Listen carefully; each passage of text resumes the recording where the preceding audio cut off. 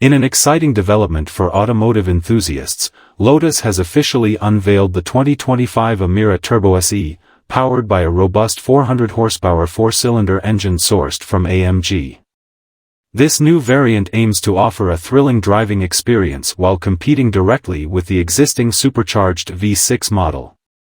The Emira Turbo SE promises impressive performance, showcasing cutting-edge engineering that combines lightweight construction with the power of its turbocharged engine.